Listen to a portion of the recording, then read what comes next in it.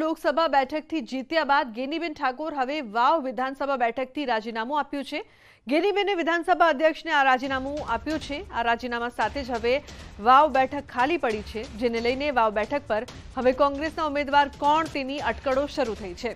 News 18ના સવાલ પર ગેનીબેને કહ્યું કે કોંગ્રેસ મોવડી મંડળ અને વાવ બેઠકની જનતા કોંગ્રેસના ઉમેદવાર નક્કી કરશે। રાજીનામું આપતા પહેલા ગેનીબેને કહ્યું હતું કે આ રાજીનામું ખુશીનું રાજીનામું છે।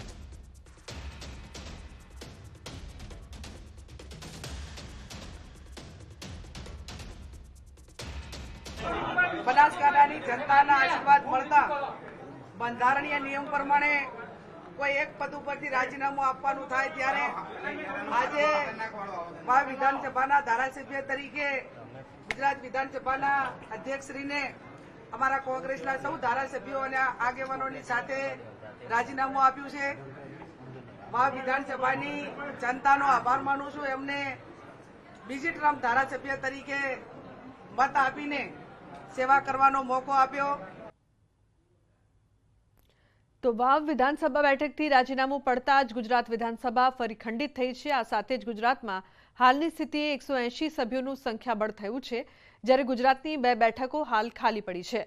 હાલમાં વિસાવદર અને વાવ બેઠક ખાલી પડી છે, જ્યારે વિધાનસભામાં કોંગ્રેસનું સંખ્યાબળ ઘટીને 12 થયું છે, જ્યારે ભાજપનું સંખ્યાબળ ઐતિહાસિક 161 પહોંચ્યું છે। તો ડ્રગ્સ માફિયાઓનો પોલીસને વધુ એક પડકાર। દ્વારકા પાસેના મોજબ દરિયા કિનારેથી બિનવારસુ હાલતમાં 11 કરોડની કિંમતનું ચરસ ઝડપાયું છે। આ ચરસના 20 પેકેટ્સ મળી આવતા સુરક્ષા એજન્સીઓમાં ફરી એકવાર દોડધામ શરૂ થઈ ગઈ છે। અગાઉ પણ નાવદરા બંદરેથી 120 કરોડની કિંમતનું ડ્રગ્સ ઝડપાયું હતું, ત્યારે હવે દ્વારકાના દરિયા કિનારેથી ડ્રગ્સ મળી આવતા અનેક સવાલો ઉઠ્યા છે।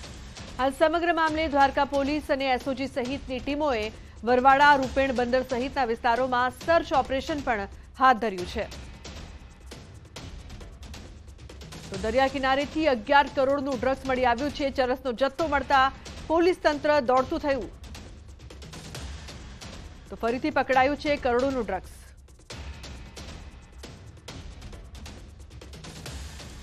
ગુનાની તપાસ ચાલુ છે, એ સંદર્ભે આ મુદ્દામાલ કબજે કરવામાં આવેલો છે। તેમજ દ્વારકા દરિયા કિનારે એક્ટિવ પેટ્રોલિંગ ચાલુ છે, સઘન પેટ્રોલિંગ ચાલુ છે। સ્થાનિક પોલીસ તેમજ એસઓજીની ટીમ વિજિલન્ટલી ત્યાં ફૂડ પેટ્રોલિંગ પણ ચાલુ છે। માછીમારોને બધાને બ્રીફ કરેલા છે, બધાને ઇન્ફોર્મ કરેલા છે અને એડવાઇસ પણ કરેલા છે કે આવું કોઈ પણ વસ્તુ ધ્યાને આવે તો પોલીસની તાત્કાલિક ધ્યાન દોરવા માટે વિનંતી કરેલી છે। તો ડ્રગ્સ માફિયાઓનો પોલીસને વધુ એક પડકાર। દ્વારકા પાસેના મોજબ દરિયા કિનારેથી બિનવારસુ હાલતમાં 11 કરોડની કિંમતનું ચરસ ઝડપાયું છે। આ ચરસના 20 પેકેટ્સ મળી આવતા સુરક્ષા એજન્સીઓમાં ફરી એકવાર દોડધામ શરૂ થઈ ગઈ છે। અગાઉ પણ નાવદરા બંદરેથી 120 કરોડની કિંમતનું ડ્રગ્સ ઝડપાયું હતું, ત્યારે હવે દ્વારકાના દરિયા કિનારેથી ડ્રગ્સ મળી આવતા અનેક સવાલો ઉઠ્યા છે। હાલ સમગ્ર મામલે દ્વારકા પોલીસ અને એસઓજી સહિતની ટીમોએ વરવાડા, રૂપેણ બંદર સહિતના વિસ્તારોમાં સર્ચ ઓપરેશન પણ હાથ ધર્યું છે। તો દરિયા કિનારેથી 11 કરોડનું ડ્રગ્સ મળી આવ્યું છે। ચરસનો જથ્થો મળતા પોલીસ તંત્ર દોડતું થયું, તો ફરીથી પકડાયું છે કરોડોનું ડ્રગ્સ।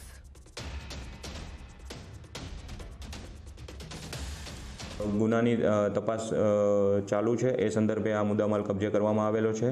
તેમજ દ્વારકા દરિયા કિનારે એક્ટિવ પેટ્રોલિંગ ચાલુ છે, સઘન પેટ્રોલિંગ ચાલુ છે। સ્થાનિક પોલીસ તેમજ એસઓજીની ટીમ વિજિલન્ટલી ત્યાં ફૂડ પેટ્રોલિંગ પણ ચાલુ છે। માછીમારોને બધાને બ્રીફ કરેલા છે, બધાને ઇન્ફોર્મ કરેલા છે અને એડવાઇસ પણ કરેલા છે કે આવું કોઈ પણ વસ્તુ ધ્યાને આવે તો પોલીસની તાત્કાલિક ધ્યાન દોરવા માટે વિનંતી કરેલી છે। પહેલા ખાદ્ય સામગ્રી અને હવે ખાતરમાં પણ ભેળસેળ। ગીર સોમનાથના મિતિયાજ ગામના ખેડૂતોને ડુપ્લિકેટ ખાતર વેચનાર ભેજાબાદ ઝડપાયા। ગત વર્ષે ડીએપી ખાતરની અછત ઊભી થતા ખાનગી એગ્રો ચલાવતા પરેશ પૂજા લાખનોત્રા નામના શખ્સ દ્વારા ડુપ્લિકેટ ખાતર બનાવીને વેચાણ શરૂ કરવામાં આવ્યું હતું। જો કે ખેડૂતોને જાણ થતા કિસાન એકતા સમિતિ દ્વારા ફરિયાદ કરવામાં આવી હતી, જેની તપાસમાં ખેડૂતોને ડુપ્લિકેટ ખાતર પધરાવવામાં આવ્યું હોવાનો ખુલાસો થયો।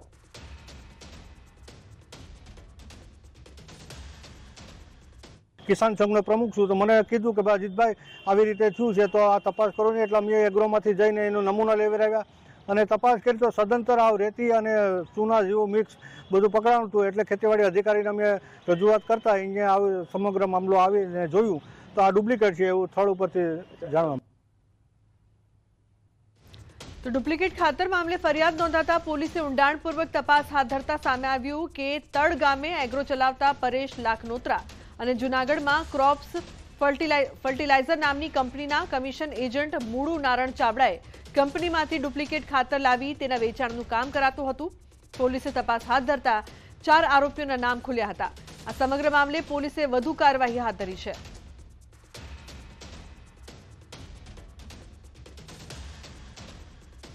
કુલ 4 આરોપીઓની ધરપકડ કરવામાં આવી છે.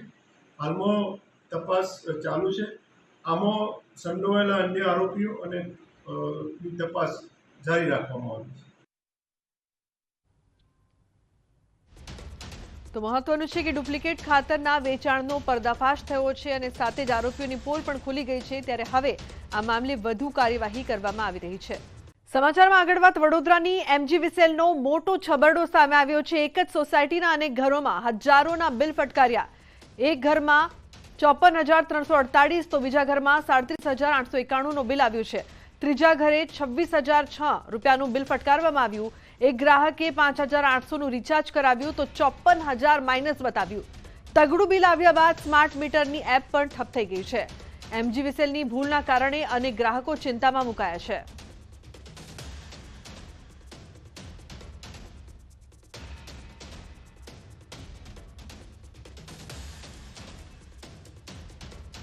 બિલ તો ફટાફટ કપાઈ જાય. રોજના 250 રૂપિયા કપાય છે મારા પર ડે.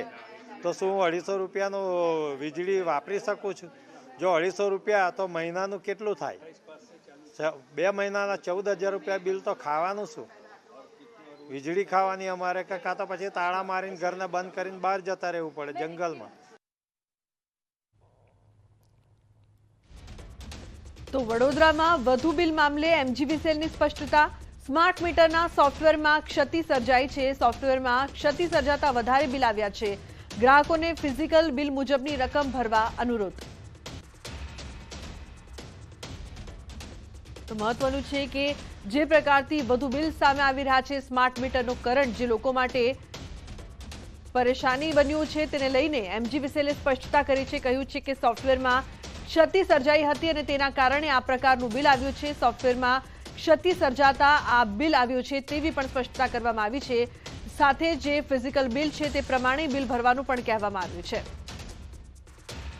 વરસાદને લઈને હવામાન વિભાગની આગાહી. રાજ્યમાં 7 દિવસ સામાન્ય વરસાદની આગાહી.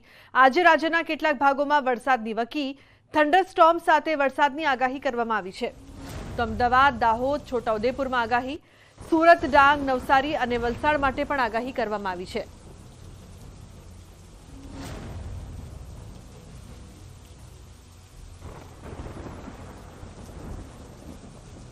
आने वाले दिनों के लिए जो गुजरात स्टेट के लिए फोरकास्ट दिया जा रहा है, आज की बात करेंगे तो आइसोलेटेड प्लेसेस पे लाइट रेन साथ में थंडरस्टॉर्म की वार्निंग है. और गुजरात रीजन में जो डिस्ट्रिक्ट है जहाँ पे लाइट रेन और साथ में थंडरस्टॉर्म होंगे वो डिस्ट्रिक्ट है अहमदाबाद, दाहोद, छोटा उदयपुर, सूरत, डांग, नवसारी, वलसाड़, दमन और दादरा नगर हवेली. डे 2 की बात करेंगे जहाँ पे आइसोलेटेड प्लेसेस पे लाइट रेन और साथ में थंडरस्टॉर्म होंगे गुजरात रीजन के. वो डिस्ट्रिक्ट है दाहोद, महिसागर, छोटा उदयपुर, सूरत, डांग, नवसारी, वलसाड़, तापी, दमन और दादरा नगर हवेली. और डे 3 की बात करेंगे जहाँ पे आइसोलेटेड प्लेसेस पे लाइट रेन का पूर्वानुमान दिया गया है. वो डिस्ट्रिक्ट है छोटा उदयपुर, डांग, नवसारी, वलसाड़, तापी, दमन और दादरा नगर हवेली. और डे 4, डे 5 और डे 6 की बात करेंगे जहाँ पे आइसोलेटेड प्लेसेस पे लाइट रेन होने का पूर्वानुमान दिया गया है. वो डिस्ट्रिक्ट है नवसारी, वलसाड़, तापी, दमन और दादरा नगर हवेली. और डे 7 के लिए सूरत, डांग, नवसारी, वलसाड़, तापी, दमन और दादरा नगर हवेली में लाइट रेन होने का पूर्वानुमान दिया गया है. और उसके बाद से जो एक्टिविटी है वो वीक हो गई है. तो अभी तक आने वाले 7 दिनों में लाइट रेन ही कुछ जो डिस्ट्रिक्ट बताए गए थे उन डिस्ट्रिक्ट पे होंगे.